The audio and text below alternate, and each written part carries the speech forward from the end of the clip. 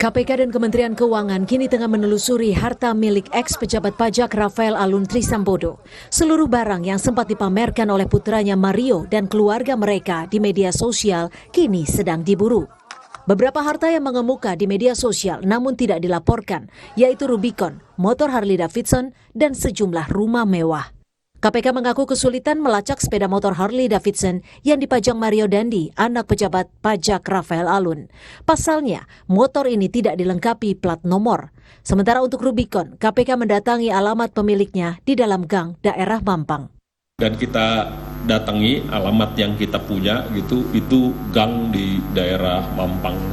Jadi memang orangnya udah pergi, tapi itu alamat di dalam gang. Jadi kita pikir ini tidak mungkin dia punya itu. Tapi barusan diklarifikasi ke yang bersangkutan itu memang bukan atas nama yang bersangkutan, tapi atas nama kakak yang bersangkutan.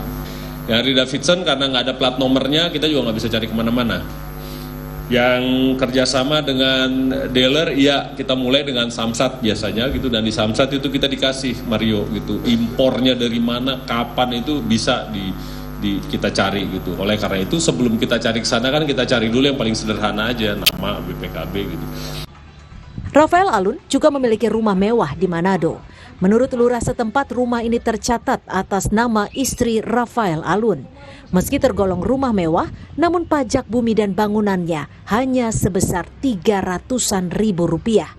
Karena nama wajib pajak masih tercatat atas nama pemilik lama. Jadi pajak sekarang masih mengacu pada nilai yang lama dan juga masih menggunakan nama pemilik yang lama. Jadi belum dialih hak milik, alih wajib pajak, alih nama pemilik pajak, dan juga nilai bangunannya masih mengikuti nilai bangunan yang lama. Jadi nominal yang sekarang yang dibayar berapa ini? Jadi kalau yang sekarang sekitar 300-an ribu. Ex-pejabat pajak Rafael Alun Trisambodo diperiksa KPK terkait kepemilikan harta tak wajar miliknya. Sementara Kementerian Keuangan membentuk tim untuk mengusut harta Rafael. Tim Liputan Kompas TV. Saudara, mantan pejabat Ditjen Pajak Kementerian Keuangan Rafael Alun Trisambodo diperiksa KPK pada hari Rabu kemarin selama sekitar 8,5 jam. Harta 56 miliar Rafael dinilai tidak sesuai dengan profilnya sebagai aparatur sipil negara. Klarifikasi LHKPN pasti dilakukan KPK jika ada hal mencurigakan dalam harta yang dilaporkan pejabat. Kemudian apa saja yang mencurigakan dari hasil pemeriksaan KPK kemarin?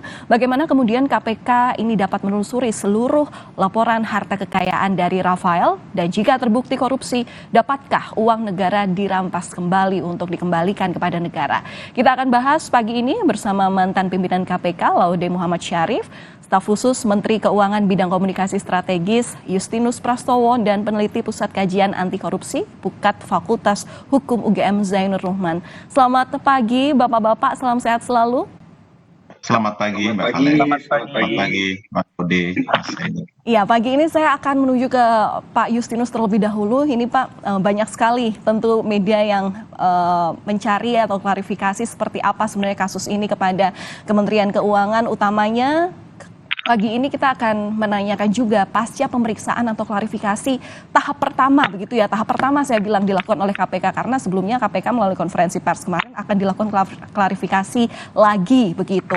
Nah, adakah hasil yang sudah disampaikan KPK kepada Kementerian Keuangan, terutamanya soal pemeriksaan tim Direktorat LHKPN KPK pada Rafael Alun ini? Baik, terima kasih Mbak Valen. Selamat pagi Bang Laude, Mas Zainur, dan para pemirsa. Koordinasi Kemenkeu dengan KPK itu sudah berlangsung lama, jadi bukan karena ada kasus.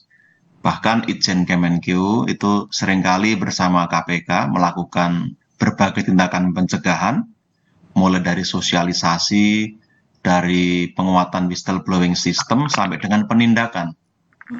Dan termasuk untuk kasus saudara RA ini, sebenarnya sudah cukup lama KPK, PPATK, dan Kementerian Keuangan juga melakukan analisis, pemeriksaan, dan juga tindak lanjut. Jadi ini bukan hal pertama. Nah, terkait dengan yang terjadi belakangan, kami perkuat koordinasi itu. Begitu mendapat informasi, kami langsung berkomunikasi dengan Deputi Pencegahan dan Monitoring KPK untuk melihat kembali apa yang pernah kami kerjakan, dan dengan data informasi baru kami kembali melakukan analisis. Jadi beberapa kali kami sudah bertemu dengan tim KPK dan kami juga bertukar informasi. Mudah-mudahan sinergi ini memperkuat apa yang kami lakukan untuk mendudukkan kasus ini dengan baik dan sekaligus melakukan tindak lanjut sesuai dengan ketentuan yang berlaku, Mbak Valen. Iya, Pak Justinus, ini kan sebenarnya kalau dari PPATK ini sebenarnya sudah memberikan LHKPN yang mencurigakan dari RAT ini sebenarnya sejak tahun 2012 ke KPK. Nah, sebenarnya dalam periode itu ketika sudah dilaporkan kepada KPK, adakah koordinasi juga yang dilakukan KPK kepada Kementerian Keuangan di tahun yang berkaitan tahun 2012 itu? Ya, KPK atas dasar laporan PPATK dan juga data lain pernah mengirimkan surat ke Itjen Kementerian Keuangan yang lalu kami tindak lanjuti bersama apa yang disampaikan oleh PPATK tersebut. Maka sebenarnya LHKPN Saudara RA ini sudah dilakukan verifikasi penelitian dari 2012 sampai 2019. Ini sebelum kejadian kemarin itu. Waktu itu kita klarifikasi atas aset yang belum dilaporkan, lalu dilaporkan oleh yang bersangkutan, dan atas informasi lain yang butuh tindak lanjut, lalu ditindaklanjuti oleh yang bersangkutan juga. Misalnya, ada penghasilan yang belum dilaporkan dalam SPT, itu juga dilakukan perbaikan-perbaikan. Itu yang kemarin kita lakukan bersama-sama, jadi laporan PPATK tersebut sudah dianalisis dan juga telah dilakukan tindak lanjut, Mbak Valen. Oke, baik. Nah, ini juga menjadi pertanyaan publik, Pak. Ini kan baru diketahui sekarang setelah ada desus-desus ramai kasus di mana sebenarnya tidak berkaitan tapi kemudian melebar kemana-mana, salah satunya terkait dengan harta kekayaan yang dimiliki oleh RAT ini, Rafael ini. Nah, selama ini apakah Kementerian Keuangan nggak tahu, istilahnya kan seolah dari dulu ini bisa dikatakan bahwa bisa tergolong pamer kekayaan begitu, Pak, apalagi pejabatnya ini juga eksis di media sosial. Sebenarnya seperti apa sih, Pak, ini? Baik. Jadi Kementerian Keuangan mengembangkan sistem pengawasan WISE, Three Line of Defense, pengawasan dari atasan langsung, unit kepatuhan internal di eselon 1 dan Inspektorat Jenderal, termasuk koordinasi dengan aparat penegak hukum. Kami sampaikan, ini bukan berarti kami baru tahu kemarin, justru tadi kami sampaikan, sejak lama kami sudah melakukan profiling, bahkan yang bersangkutan dalam konteks sistem di Itjen itu ditandai dengan warna merah. Artinya memang berisiko tinggi. Itu yang terjadi. Jadi bukan karena kejadian kemarin. Nah, kemarin itu informasi dari publik yang kami terima terkait dengan perilaku keluarga. Nah, disinilah kami melihat pentingnya membangun sistem kolaborasi karena kami juga membutuhkan masukan dari masyarakat. Tidak semua bisa langsung di-capture dalam LHKPN dan dalam sistem kami, terutama atas aset yang diatasnamakan orang lain atau tidak di bawah kepemilikannya, Mbak Valen. Oke, tentu ini juga yang diharapkan bagaimana Inspektorat Ditjen Kementerian Keuangan ini bisa bekerja secara maksimal untuk bisa mengetahui tidak hanya kasus yang saat ini sedang memuka di publik, tapi bagaimana deteksi dini adanya dugaan-dugaan terkait kasus yang berkaitan terhadap pejabat negara lainnya begitu. Saya ke Pak Laude. Pak Laude, kalau untuk klarifikasi pertama kali yang dilakukan oleh KPK, tim penyidik begitu, ini biasanya apa saja sih Pak yang ditanyakan oleh tim penyidik dalam pemeriksaan klarifikasi tahap pertama? Ya, saya ingin sampaikan bahwa klarifikasi yang dilakukan oleh KPK pada saat ini bukan dalam tahapan pro justisia ya.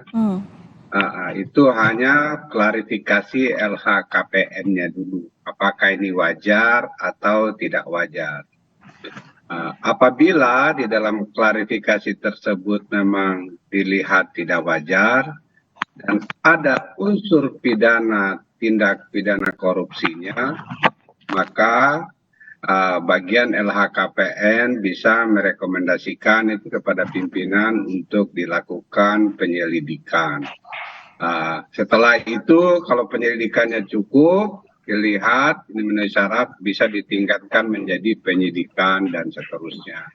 Tetapi yang sekarang ini adalah klarifikasi LHKPN biasa untuk mengetahui. Tadi Pak Pahala sudah mengatakan bahwa ternyata yang ada di media sosial itu bukan atas nama yang bersangkutan, sehingga memang tidak dilaporkan di dalam apa namanya LHKPN yang seperti itu. Berarti dari pemeriksaan tahap pertama yang kemarin dilakukan oleh tim penyidik KPK belum bisa dipastikan bahwa KPK mencium adanya indikasi tindak pidana pencucian uang, begitu Pak, dari klarifikasi yang disampaikan oleh Rafael. Jadi sekali lagi saya katakan itu belum tentu penyidik, bukan penyidik itu yang melakukan klarifikasi itu. Klarifikasi itu adalah orang LHKPN. Namun demikian, ada dalam kasus ini memang, karena ini sudah rame ya, biasanya kan nggak boleh diributin itu. KPK mendapatkan LHA ya, lapor hasil analisis dari PPATK. Biasanya ada transaksi yang dianggap mencurigakan. Kalau sudah ada LHA-nya, kemungkinan unsur pidananya itu ada. Tetapi pada saat yang sama, KPK itu memiliki banyak keterbatasan dari segala regulasi. Bukan cuma KPK, termasuk polisi dan jaksa. Contohnya, kalau Pak Justinus terus mendapatkan uang 100 miliar. Terus Pak Justinus tidak bisa menjelaskan asal-usul uang tersebut. Itu belum bisa langsung ditetapkan sebagai tersangka tindak pidana korupsi. Karena illicit enrichment dan unexplained wealth itu memperkaya diri sendiri dengan tidak sah. Dan harta kekayaan yang tidak bisa dijelaskan itu belum serta-merta menjadi tindak pidana korupsi. Itu juga terus terang ketika saya di KPK menjadi kendala utama. Apalagi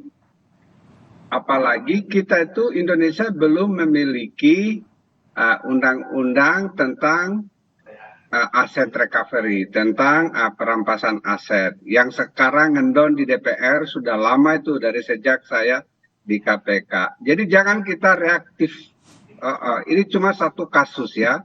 Oleh karena itu saya pikir pemerintah dan DPR wajib hukumnya itu untuk melengkapi atau untuk mengundangkan segera undang-undang perampasan aset itu. Yang moga-moga di dalamnya ada pasal-pasal tentang illicit enrichment dan unexplained wealth itu. Terakhir yang saya ingin sampaikan bahwa pada saat saya di KPK tahun 2017 ada kita juga menangkap tapi itu suap waktu itu Pak Handang Soekarno, bahkan Dirjen Pajak Pak Ken waktu itu diperiksa lama, tetapi setelah lama sekali penyelidikan dan penyidikannya dikurang, ya itulah. Mendapatkan bukti itu tidak selalu gampang, tetapi koordinasi dengan Kementerian Keuangan berjalan lancar. Waktu itu saya masih ingat, bahkan saya diminta untuk pergi ke Dirjen Pajak, mewakili Dirjen Pajak yang baru, Pak Robert Pakpahan, waktu itu menggantikan Pak Ken yang dianggap tidak terbukti, tetapi banyak orang yang isu-isu lain, dan Ibu Menteri Keuangan tegas waktu itu menangani hal itu. Jadi, tetapi jangan sampai ini hanya satu dari banyak. Karena LHKPN itu juga kalau tidak atas namanya, itu susah juga dilacak. Memang di KPK itu ada juga kayak macam red flag. Misalnya saya ini atau Mas Zainur sebagai peneliti tiba-tiba ada duitnya banyak sekali, 50 miliar misalnya, ya itu red flag, itu yang harus. Tetapi terus terang banyak sekali kelemahan ini dimanfaatkan oleh pelaku kejahatan. Ya seperti tadi penjelasan itu, bukan atas namanya, bahkan KPK melihat untuk mengecek Rubicon itu dalam lorong-lorong, dalam gang yang sempit. Yang kayak begini ini mereka tahu. Jadi para penjahat itu selalu lebih pintar dibanding aparat penegak hukum. Oleh karena itu harus pengawasannya melekat benar. Ya, tentu ini menjadi kemenarikan tersendiri ya Pak Laude. Ini apabila nanti RAT ini diketahui bahwa LHKPN-nya ternyata sesuai dengan kepemilikannya, apakah penyidikan dari instansi terkait KPK, Kejaksaan, Kepolisian, apakah cuma sampai di sini saja, istilahnya berhenti begitu, atau ada penelusuran lanjutan? Nanti kita akan ke sana Pak Laude. Tapi sebelumnya saya juga akan menanyakan kepada pengamat kita hari ini. Mas Zainur melihat kasus ini seperti apa? Ini seolah harta 56 miliar yang dimiliki RAT ini kan seolah fantastis sekali begitu ya. Dan sementara jika Anda teliti, ini ada potensi apa dalam harta pejabat yang ditemukan berdasarkan analisis Anda? Ya, kalau tadi kita mendengar pernyataan dari Pak Justinus maupun Pak Laude, itu kan terlihat jelas bahwa KPK mengalami kesulitan berarti sejak 2012 tidak dapat menindaklanjuti, bahkan sudah ada LHA dari PPATK menjadi pro justisia melalui penyelidikan maupun penyidikan. Artinya saya melihat memang ada kesulitan-kesulitan yang dihadapi oleh KPK maupun Kementerian Keuangan sendiri. Kementerian Keuangan juga sudah mendapatkan tembusan atas verifikasi atau penelitian dari KPK, tetapi kemudian tidak menggunakan itu sebagai dasar untuk pembinaan karir terhadap RAT ini. Nyatanya RAT juga masih menduduki posisi-posisi penting di Kementerian Keuangan yang seharusnya itu tidak dilakukan apabila yang bersangkutan mendapatkan posisi red flag begitu.